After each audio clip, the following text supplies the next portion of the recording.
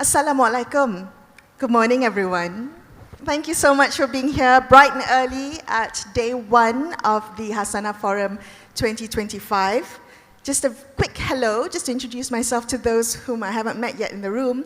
My name is Melissa Idris. I am a senior editor and anchor at Astro Awani News Network, where I host our English language current affairs show called Consider This. And on weekends, I host a show called The Future is Female, which is very close to my heart. And the show is dedicated to making more visible women's stories, highlighting women who are making a change in their communities and beyond. And honestly, just looking at this room, I think I have women in this room whose stories could fill up an entire season of episodes of that show. So I'm looking forward to meeting all of you and hearing your stories. And I'm very, very honored to be at this event today, moderating the first session of the day. It's a very important one. People, institutions, catalyzing systems change through bold collaborations. The panel, if I may begin just to briefly explain, was designed to achieve a few things. Three things that come to mind, the first of which is for us to have an understanding, a shared understanding of the root causes of inequality and systemic challenges in Malaysia. And there's a famous quote by Dr. Martin Luther King Jr. that says, "Philanthropy is commendable, but it must not cause the philanthropist to overlook the circumstances of economic injustice that make philanthropy necessary to begin with." So that, I think, is the heart of this panel. Looking beyond the checks and the charity and going into the deeper structural issues that create and sustain inequality. And secondly, we also want to challenge that legacy approach to philanthropy, the checkbook siloed giving. And thirdly, we also want to ask deeply and genuinely, how can philanthropy listen better? So to kick things off, I will open it up to discussion, but as the MC mentioned, I want this to be a conversation with all of us. So you have the option of participating through the QR code. Send your questions in on Slido.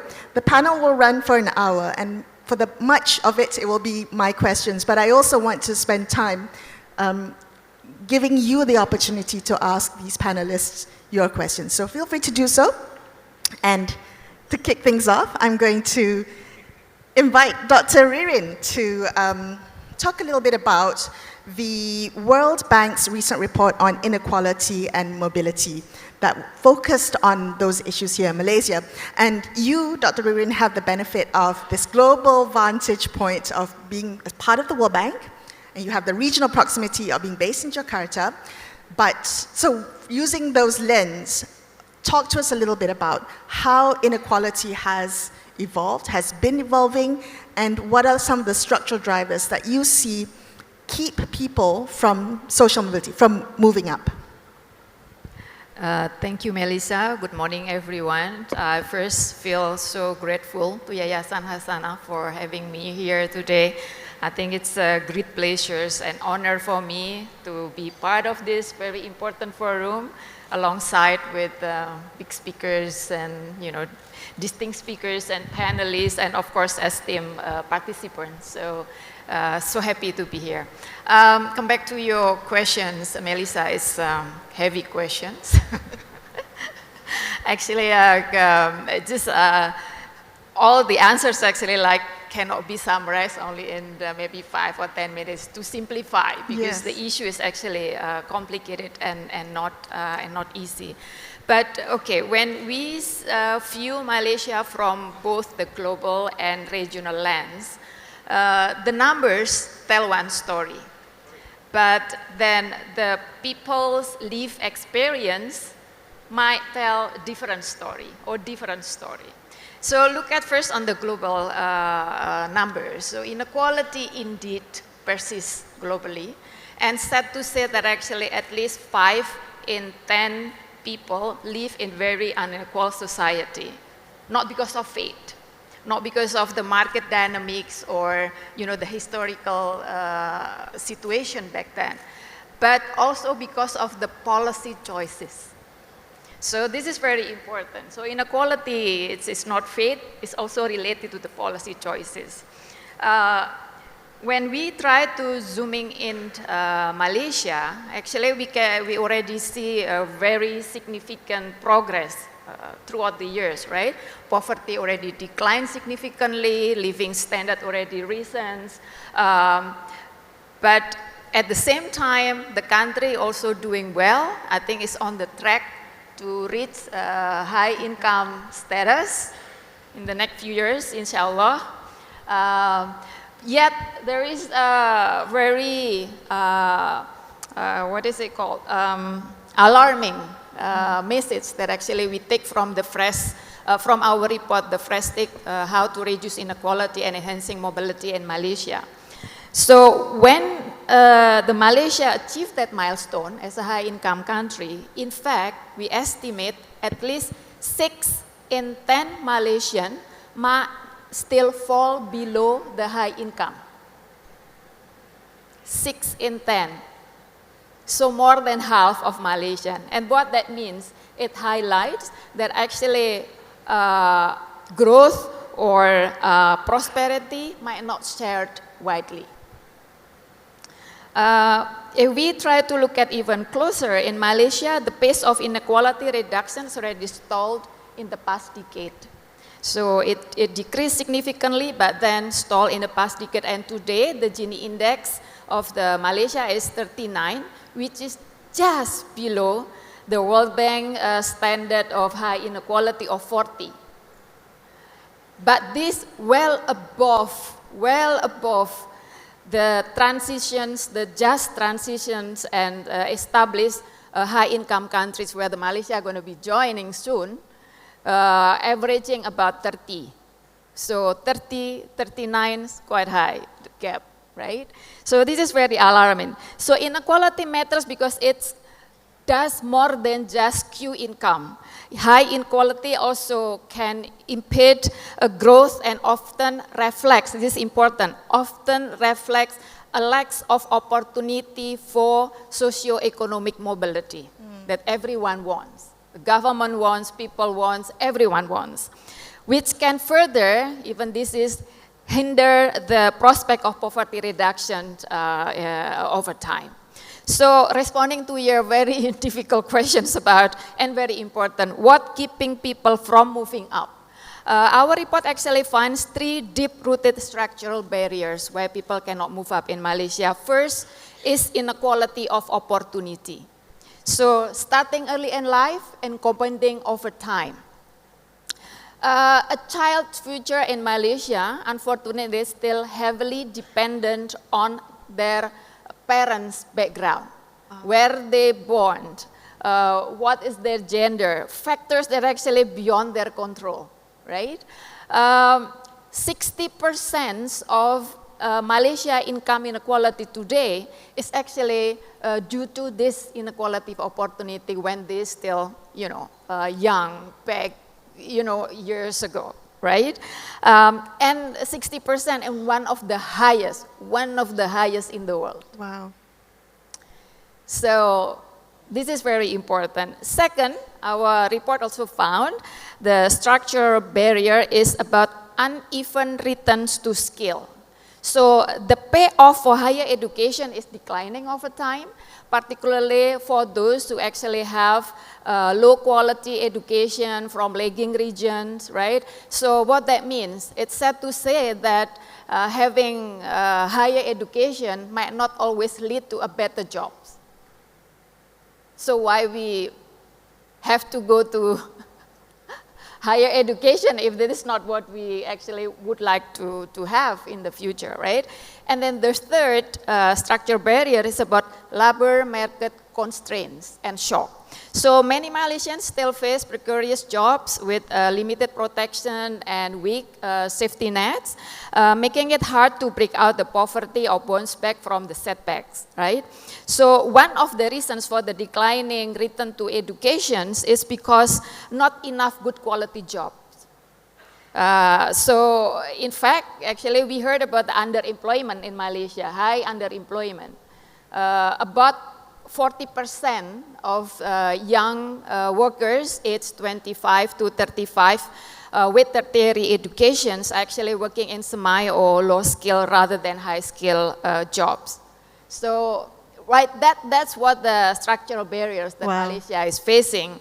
And another, sorry, I just please finish your thought, yes. Because this is very related, and this is going to be what we have to discuss today, is about what trends that we should watch in Malaysia. First, that income inequality is in fact concentrated within groups, not between groups. Ethnic groups, you mean? Ethnic groups. Within groups. Well, for ethnic is one. Okay. So, as you pointly out correctly, the differences in income within ethnic groups is actually explained about 85% of total inequality in Malaysia.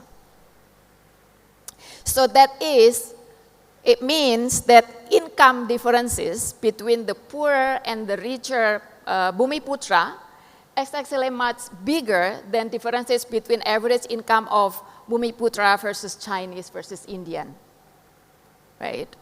The second one is also very important, is actually regional disparity persists with limited convergence between states. So the differences across states is actually widening, in fact. It's not converging. And also more importantly, the report also finds that the intersections of ethnicity and location is particularly important. What that means. So in the past few years, actually Bumiputra economic security, so this is the group that actually economically secure among Bumiputra, is already improved a lot, from about 5% in year 2000, mid-2000, to about 30% in 2020s. So 5 to 30, big. But if we're trying to look at even more carefully, who actually Bumiputra that have experienced this, among those in Peninsula, most of them Bumiputra in Peninsula, but not so in Eastern Malaysia. So it's not as simple as yes, ethnicity or yes, locations, but combination, intersection of those that actually also matters in Malaysia. And the third one, the trend that actually is also become very important is that relative mobility remains low, especially among the bottom. The number shows that half of the poorest 20% of Malaysia got stuck in the bottom over time. While 3/4 of the richest 20% save on the top over time. So there's no mobility, there's no mobility from the mobility. bottom, no mobility from the top, even though in the middle there are some, right? So it tracks with the data that you shared, with the underemployment and all of that. Yeah, so all matters, all interlinkages, right? I mean, why they cannot mobile? Because they have issue with education, quality education. They have issue with access to better jobs, right? So that's all linked. And last of the list, the last but not the least, is the growing concern about inequality. So this is about people now. What people see, what people feel. Does it really reflect the reality in terms of numbers? Maybe not necessarily, but this is important. What people feel, what people see is important because this is what drives them. It's the perception. Perception, Understood. right? 70% today, 70% of Malaysia actually see that actually the gap between the poor and the rich are wide or very wide. And this is increasing from a decade ago that only 50% see this issue like this. Okay, important data. Thank you for sharing that with us. I'm going to give Datuk Johan, our policymaker, a chance to respond. One of the things that really struck me that Dr. Ririn said was, does policy choices affect these trends? So talk to me a little bit, because Malaysia's approach to socioeconomic issues has historically lent towards the welfare lens, the aid delivery, the quick relief, right? So how do we move from that quick relief to reform, to really address some of the structural challenges that Dr. Ririn has laid out for us? Thank you, Lisa. Thank you so much for laying out. And I think what World Bank has articulated in terms of a study to identify what really are the underlying issues, and that perhaps is a good guide to ensure that then policy responds accordingly. But I think in line with, even the earlier opening speech, I think it's all about what do we do about it, and how does government bring about not just government approach, but of nation approach. And it's very clear that the Madani government has articulated, for example, hardcore poverty, inequality as key policy priorities. It's clearly set out even in the recent 13 Malaysia plan by the Prime Minister. And in terms of what government has in terms of deployed resources, we've seen that the Prime Minister continues to announce increase in what we call Sumbangan Tunai Rahmah, which is our cash assistance. Even comparing last year, our budget was 10 billion. This year it's actually been increased up to 15 billion. It's a 50% increase. But again, it's not just in addressing issues of inequality and poverty. It's not just about giving the fish, but how can we help them? Teach them how to fish. And in that perspective, that's where the importance of partnership. Thank you so much, Siti Kamara, for inviting me here. But one area that we collaborate very closely is particularly with the GLC Yayasans. We've been working quite a few years with Yayasan Hasana on the HSG, the Hasana. That's where we've provided like a matching grant, where basically government deploys resources. It's matched by funds from Yayasan Hasana. We've deployed more than 100 million, helping. And again, not talking how to fish, this includes, for example, programs working with NGOs which teach Orang Asli to be either ecotourism guides or even grow organic vegetables, or working with in PPRs, ensuring like their central kitchens so that low-income households use that and then interface that with, say, platforms like Grab. So these are ways in which we work. And why do we work with them? And I guess one thing is that government is never known for being good at picking winners. And so working with Yayasans which specialize in this space means that, one, we amplify our dollar because it's on a matching fund approach, but it's also the governance that comes with it. And if you look through on the website in terms of what they go through in terms of selecting the parties they partner with, that then ensures that the money is also well spent, well governed. And typically it would mean also a multi-year Right. approach. I mean, we've worked with others. I see you say Yatella from Yayasan Saif Dabi. Recently, another collaboration that Prime Minister initiated was the Sekolah Angkat Madani. Again, with getting corporate partnerships, working with government to adopt more than 1,000 schools and learning from some of the best practices. Because there's some things that, again, it's all in the space of what we call alternative service delivery. We recognize that there's some things that's probably better done by, shall we say, the third sector or our partners in the community in delivering solutions. And in my conversations with Yatella, we're saying like it's not just about GLC just giving a school bag or giving cash assistance. It's also about ensuring that the employees, as they do volunteerism, go down to the schools, especially rural schools, and say, look, I too was from your community, and where am I now? It's part of this conversation about how do we rediscover some of the social mobility that perhaps we had a lot more earlier. Other areas we work together, the GLCs, I see Islin work quite a lot with the GDRN, in terms of flood relief. The GLC would get together, coordinate deploying not just funds, but in terms of even their warehouses, their people, their logistics, in terms of delivering that assistance, sometimes even faster than some of the government agencies, and working across it. And now they've gone beyond disaster relief to also cover other aspects. Right. Another area I just want to also touch on collaborations. We work with Khazanah and Think City Hamdan and the Faisals here, working on Warisan KL. And someone say, okay, how does that link to poverty? But it's also about crowding in the private sector. So for example, Khazanah is refurbishing Bangdan Sultan Samad. But it's not just about rediscovering heritage and history of the city. The commitment by government and through its GLICs to develop, say, when you have Khazanah doing Bangunan Sultan Samad, you have Tan Sri Raja Ashad is here with PNB at 118. It then has contributed to a gentrification of not just the Lebuh Ampang area and also the Chinatown area. At one point we had to fund soup kitchens in Lebuh Ampang. Now we're seeing the revival where private capital is also coming in, bringing in new economic opportunities, and that's really, again, how do we sustainably ensure that we develop those those income opportunities, which is probably the most sustainable way of doing it. And I think this is where we want to extend beyond also GLCs. Obviously, recently Prime Minister announced SARA untuk semua, all of you will get 100 ringgit. But again, it's one where we've worked again with Yayasan Mai Kasih. It's another of agencies which obviously has done a lot of work in reaching out. And in a way, it's also another targeted approach. We want to ensure that the assistance, when it's a cash assistance, can be spent on anything. We want to also ensure that it is also delivered in a way that it is spent on the basic needs of the people. A universal safety net for the basic necessities. So it's again another approach to ensure that the delivery mechanism is enhanced by working with, shall we say, the third sector. And I think that's something that I think particularly under this current government will continue to expand to ensure that we bring in more people towards this agenda of addressing poverty and inequality. I like that point, Datuk Johan, about how maybe government paves the way first and then crowds in other funds, right? But before we move to Temasek, I do want to, I'm troubled by the use of the phrase government doesn't always pick the best winners,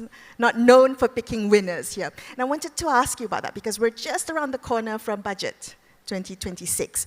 Talk to us a little bit about how government thinks about this. Is the thinking reflected in kind of evidence-based? So how are national budgets allocated?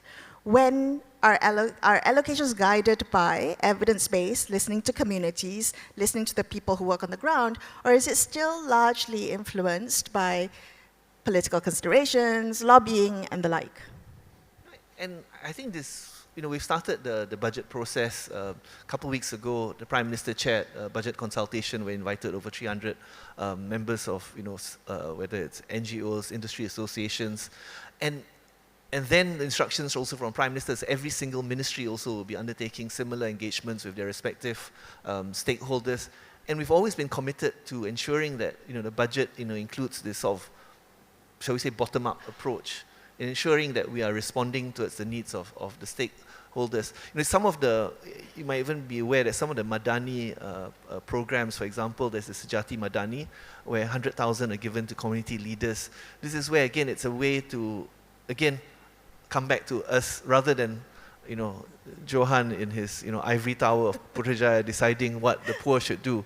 Let it come from the community leaders to decide how they want to spend that money. And so they also gain that ownership in terms of some of the solutions, particularly in terms of addressing poverty and creating microeconomic opportunities on the ground. So I think this is something that we're quite committed to ensuring that what is eventually in the budget does reflect a quite inclusive engagement with all relevant stakeholders, and to some extent also involves empowerment.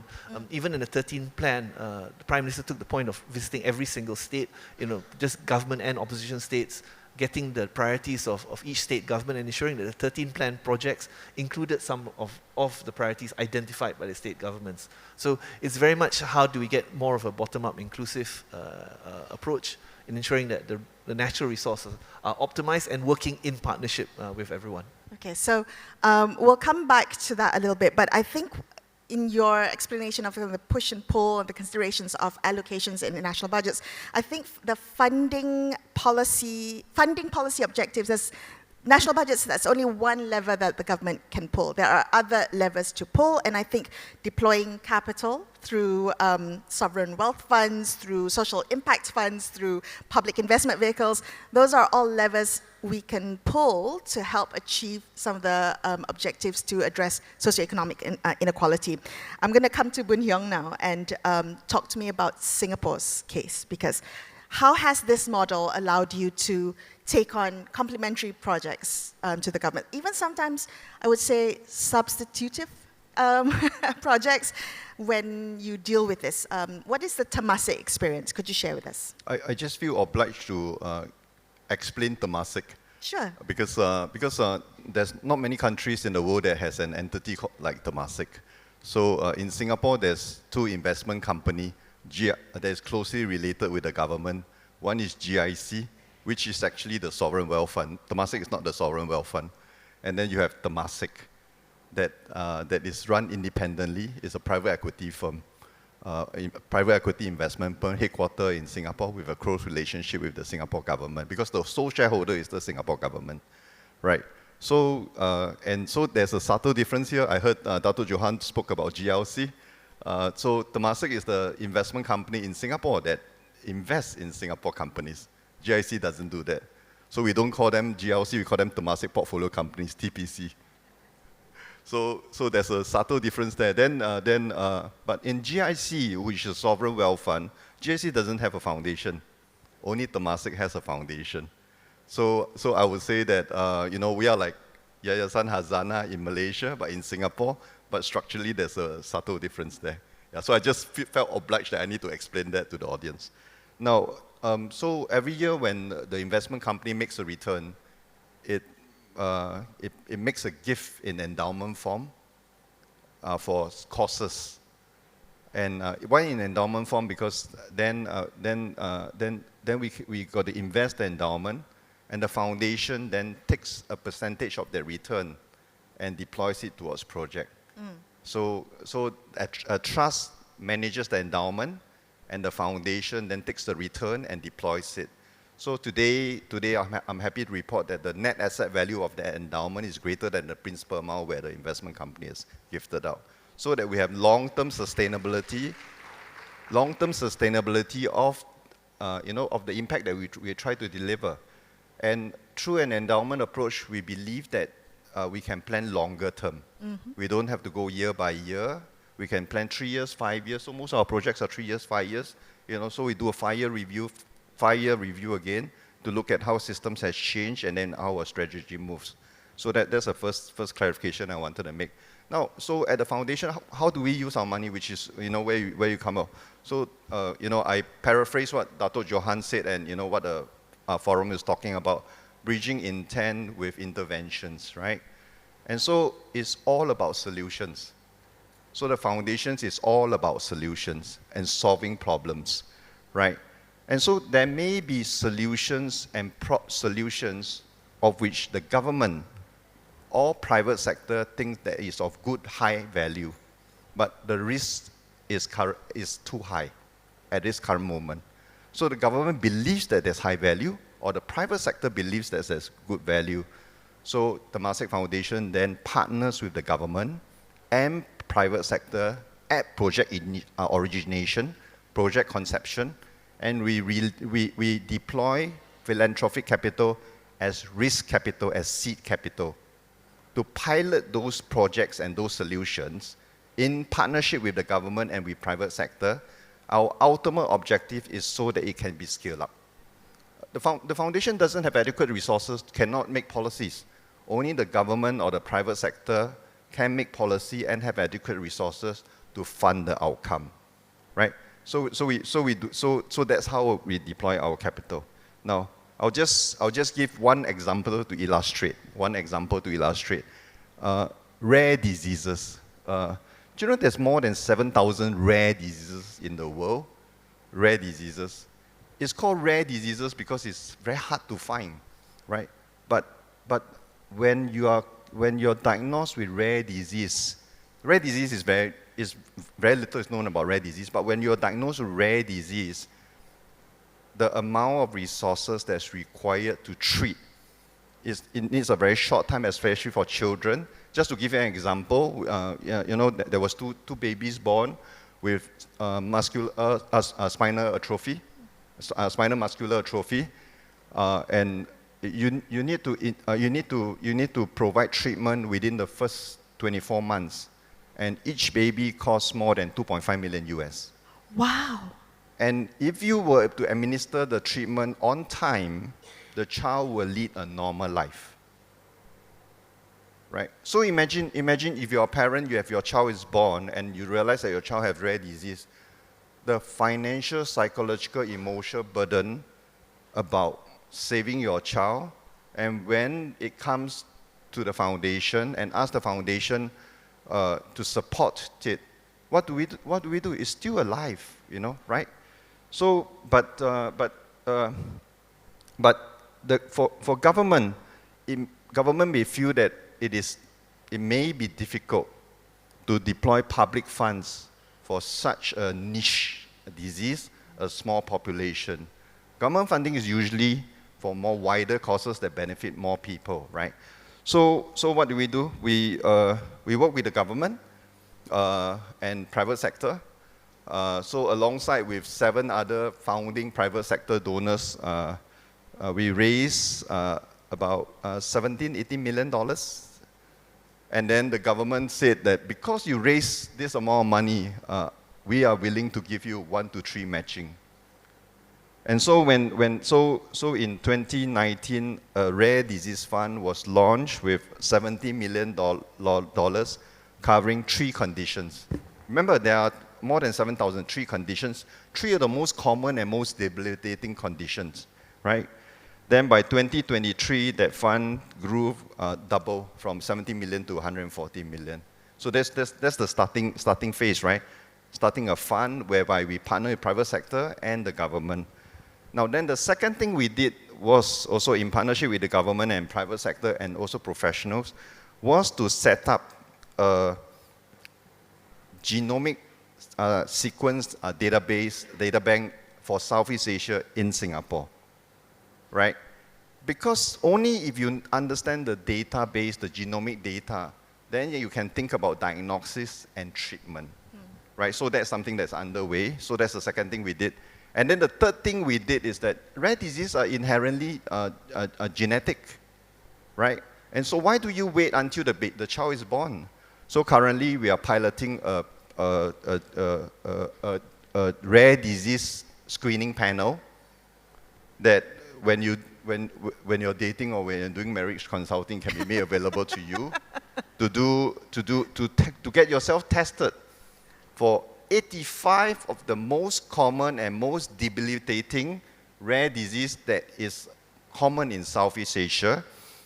And if you find that you have that risk, then it's a conscious decision for you to make. And in developing that panel, affordability is very important. We estimate that the panel will be less than $100 Singapore. And so when it is successfully deployed, then there are 2 options. The government can decide whether you want to come in with subvention and subsidy, or if not, you can actually leave it to private sector. Wow. So I just leave it with that. Yeah, that's great. I'm curious to know more about the approach to these collaborations that you talked about, but I want to bring Suryani into the conversation first because the entire conversation will come back to the theme of today's forum, which I love the theme of this year's forum, philanthropy that listens.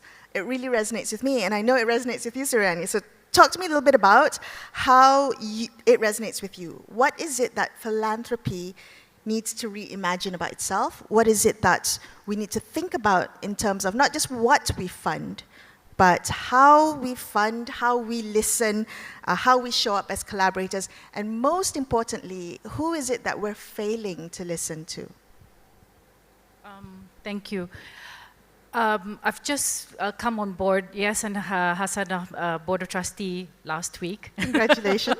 So forgive me if I don't have, that in-depth kind of explanation of certain EIS and Hasana projects that relate to, bridging intentions and the kind of intervention that addresses very important structural issues of the country. But I do know enough about what Yayasan Hasana has been doing and what we have been doing together with Yayasan Hasana, Think City and Kazana being part of these organizations. We have gone beyond just throwing money at a problem, for sure. But we need to deal with, I think, 2 major things now, which is people worship temples, institutions worship templates. That should be on a bumper sticker. Yeah. So worshipping templates have to stop, I think, in order for us to change. And we cannot worship templates and stick to doing things in the same way if we need to listen to the lived realities on the ground on what people need, what communities need, and how to address structural issues. And where philanthropy comes in the picture is that not only we bust the worshipping of templates, but I think beyond giving funds or throwing funds at everything, we have to be, I think, builders of ecology. We need to start building ecology. And I think where philanthropy comes in, beyond being funders, we have to start looking at where can we build ecology so that it is more intentional. The intervention is not just funding, but the intervention can be connecting policy and lived realities. There's a gap, a lot of gaps that are created by inequalities, and we have to address these gaps. And I think the in-betweens, where on one hand, people are living a certain kind of, they're going through day-to-day struggles on one hand in terms of high income, getting to a high income, getting children to school, and even in places like Sabah, Sarawak, in the rural areas, even access to electricity and water. So on the other hand, there's that gap in the lived realities, how people live, how women live, single mothers, etc. And then there's the policy. Yeah, policy brings in, of course, stakeholder engagement, they allocate budgets, and then they allocate to all the ministries. But what happens in between? Ooh. Yeah. What does happen? What does happen in between? In between, you have corporates, you have, you have even state governments. You have that space in between where a lot of things can completely get lost between the ambition on top of what the policy is supposed to address and the lived reality, how it's supposed to change based on the policy and what the policy is supposed to address. And I think that's where the space where philanthropy can come in and intervene in a more intentional way to address the gap between policy and the lived realities. And I think Yayasan Hasanah, to a certain extent, I was very interested in the fact that Malaysia's inequality profile now is very unique because it's spatial inequality, which means that there's a lot more deeper inequality between states, like for example, Sabah, Sarawak, Borneo, and Peninsula, right? And how do you address spatial inequality intentionally rather than just throwing money at projects and programs? And it's interesting enough that Yayasan Hasanah has been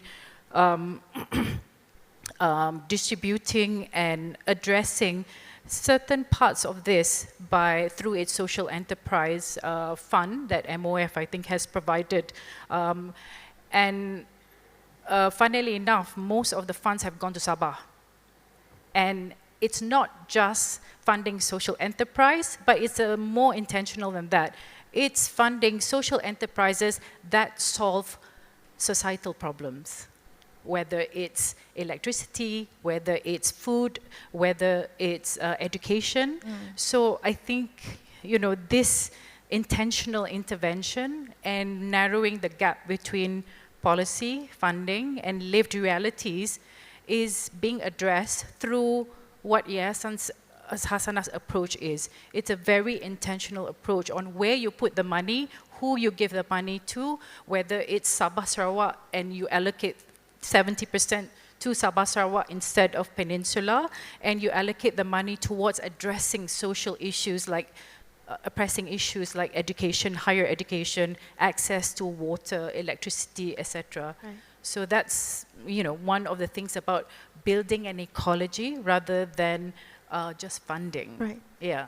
Dr. Johan, can I get you to respond to what Suryani just said, particularly in terms of designing policy? So we're asking everyone to consider today how philanthropy that listens, what that looks like. But I think it also applies to government, right?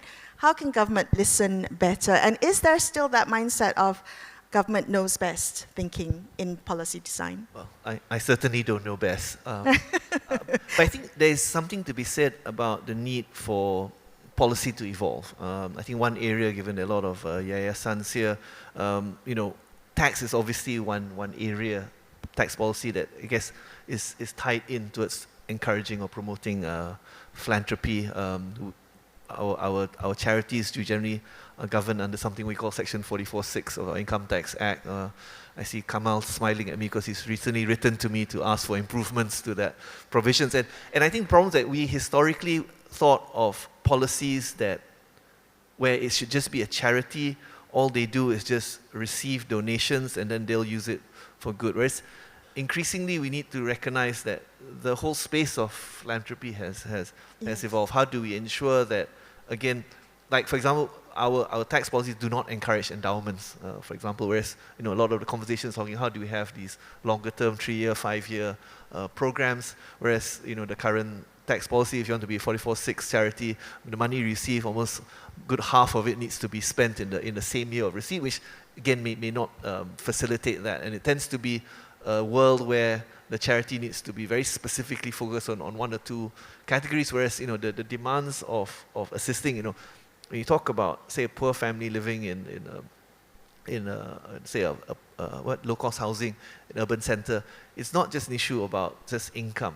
Typically vulnerable families would have issues around health, education, even access to technology and jobs. So it requires different approaches to then really assist the more vulnerable segments of society, and therefore that needs to adjust.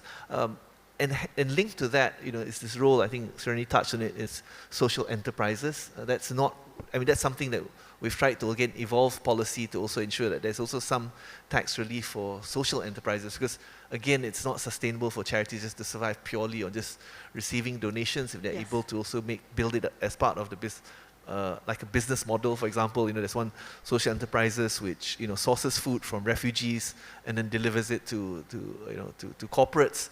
And again, we need to support organizations like that where they're able to, again, find that sustainable income for vulnerable groups and let's not penalize them, or in fact, we need to promote and even incentivize such activities.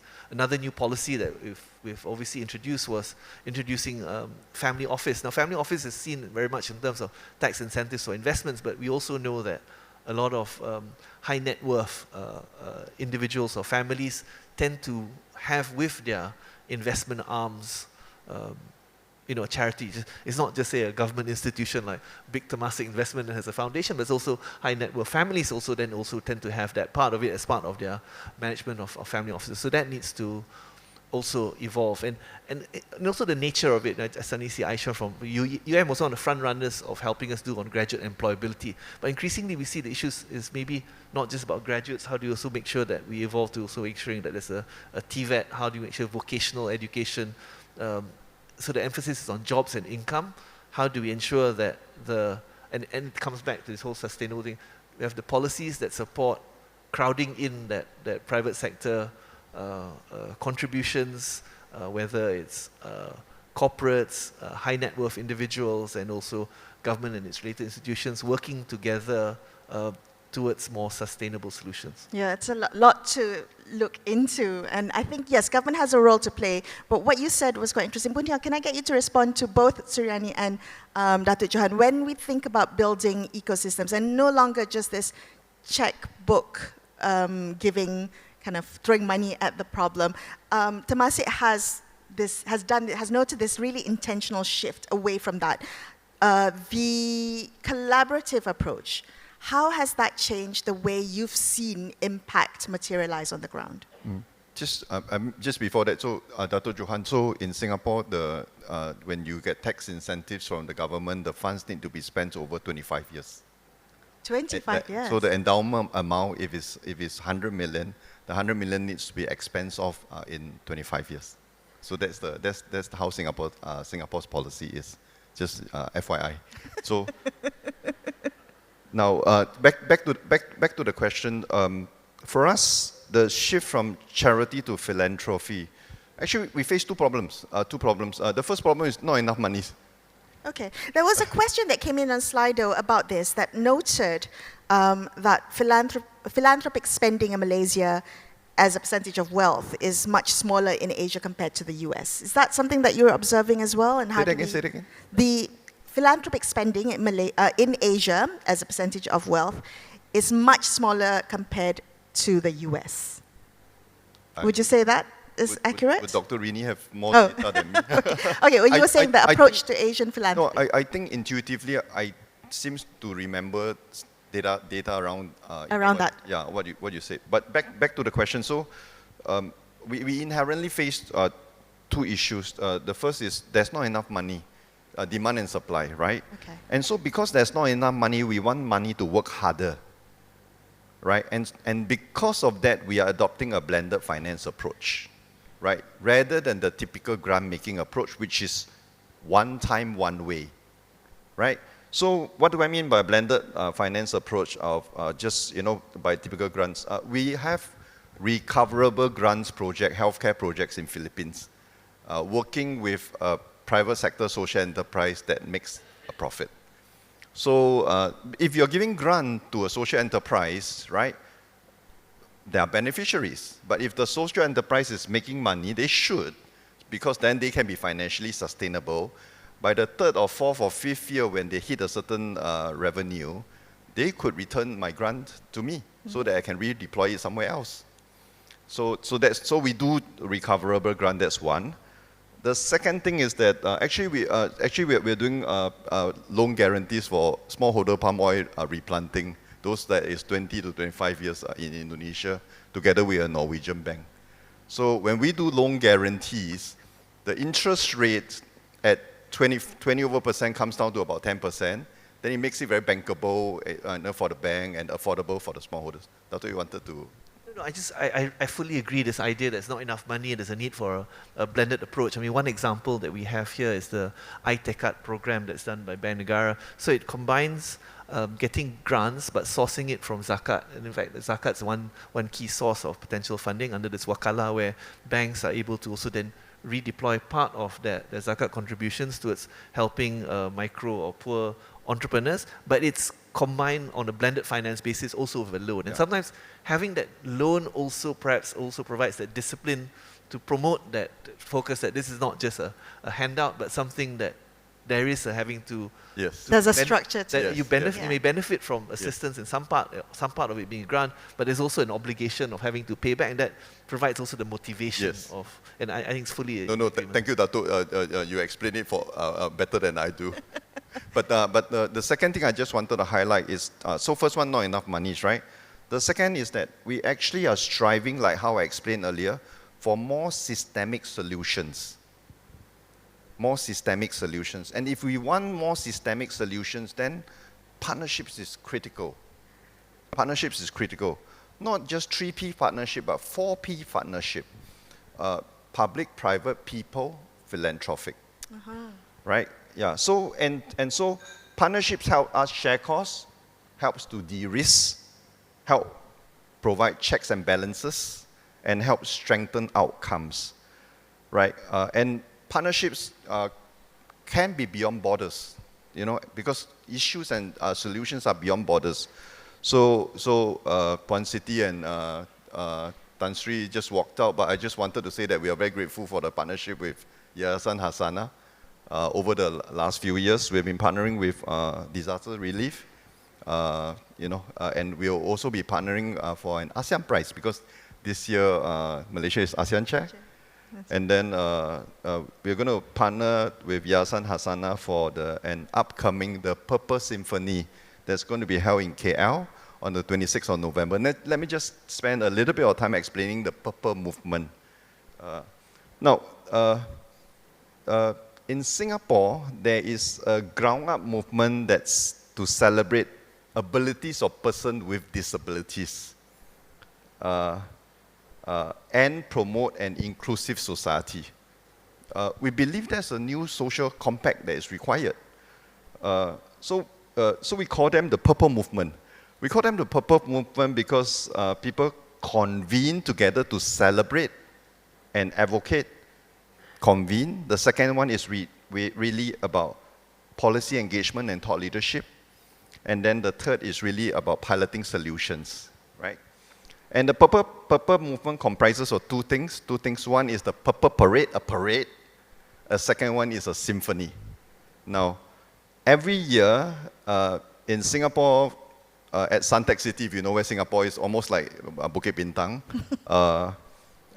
a parade, 40,000 participants all dressed up in purple come together. 40,000 people come together for the parade, because not just a parade, there are concert performance, carnival activities, to raise awareness on inclusivity and to celebrate the abilities of persons with disabilities. This is regardless of race, language, religion, and political parties. So everybody come together. There's strong support. So 200 organizations, 120 contingents march, concerts and carnival activities. Is this a yearly thing? Yearly thing. It's a yearly thing. So the movement is growing, it's getting momentum. If I'm not wrong, it's in the 12th year. Excellent. Yeah. That's And excellent. it's really a ground-up movement because more than 1,000 volunteers gather together to organize it every year.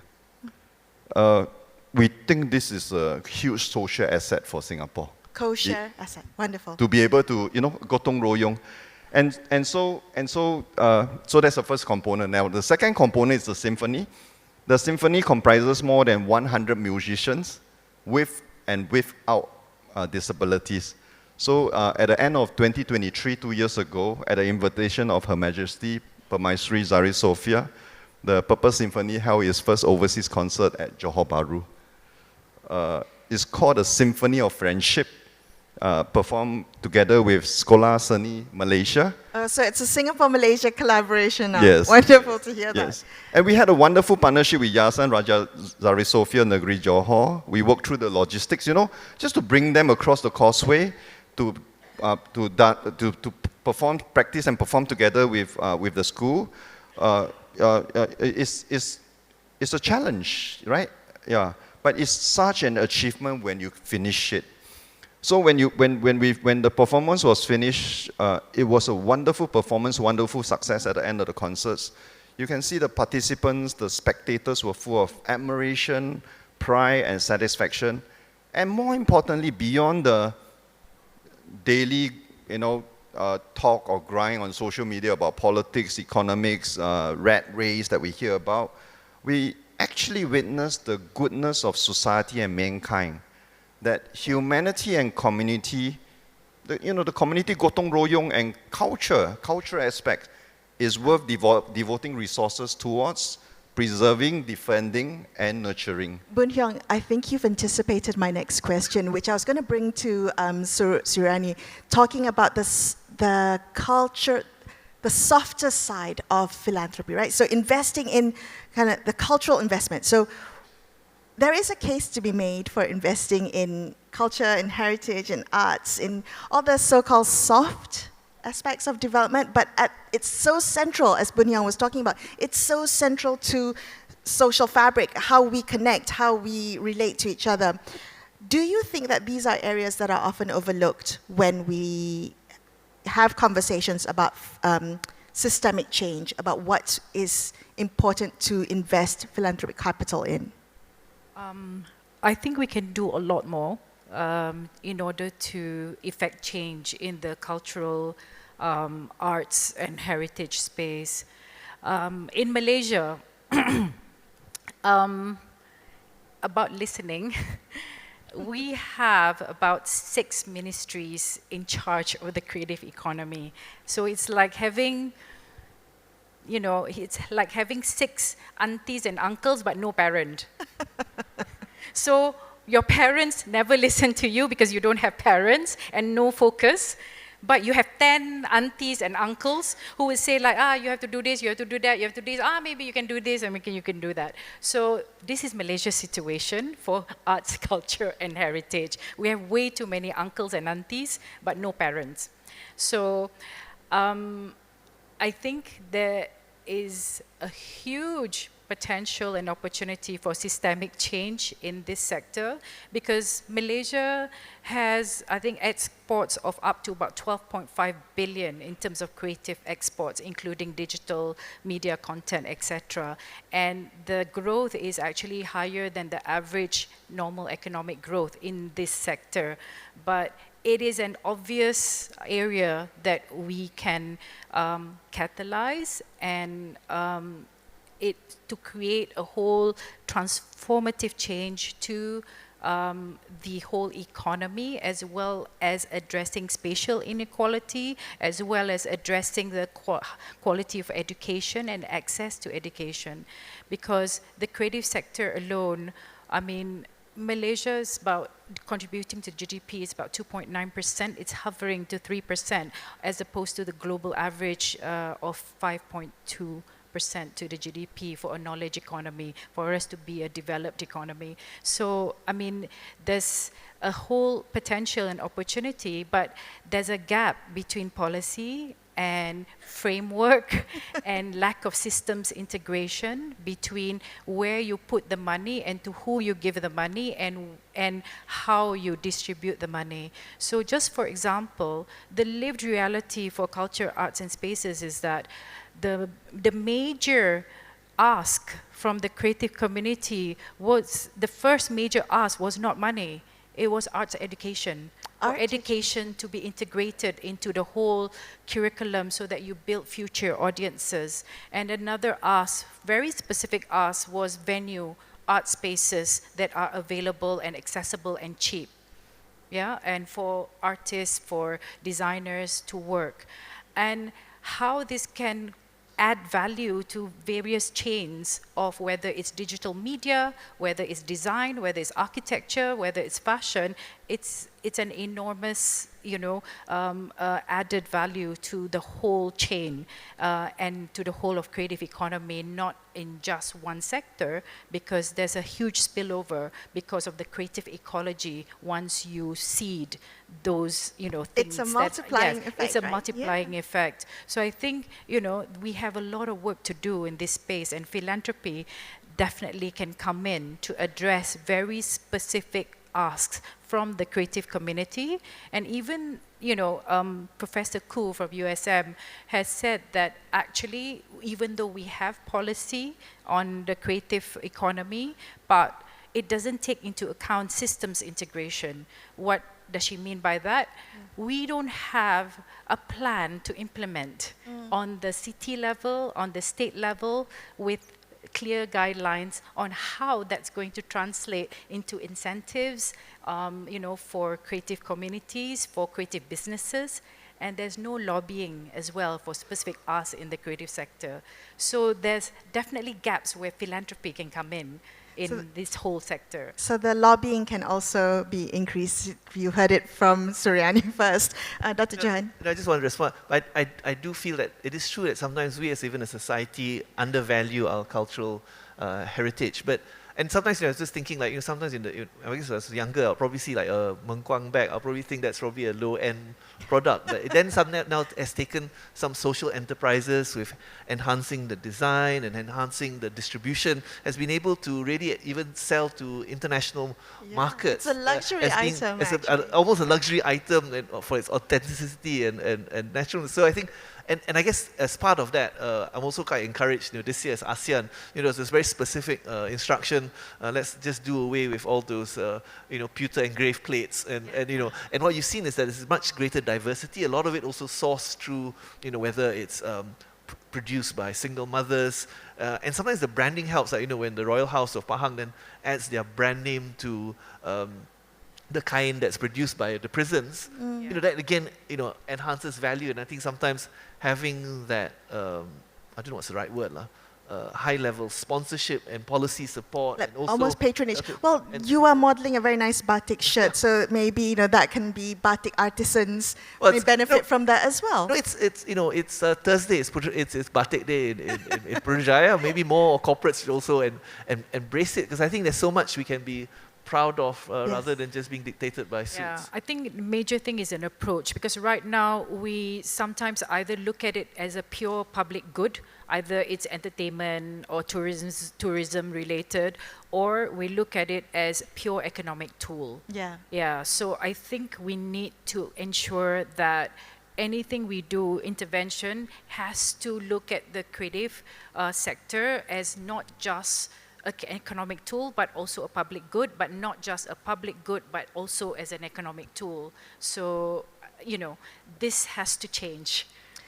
Dr. Ririn, you opened our panel with this great setup of where the inequalities are, what's driving these systemic challenges. I'm going to give you the honor of closing our panel today. And from your perspective, and I think your perspective is really interesting because you advise governments, you do work, you see a big picture. So what does listening look like to you? Where do you think that governments and institutions can listen more carefully? And I include development partners in this conversation as well. How are we to listen better if we are serious about systemic change?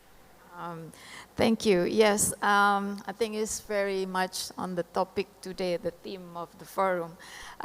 We know that, we learned that people will support change if they can see their own fingerprints on it, right? So I think this also, we heard this morning about fingerprints example in Sabah.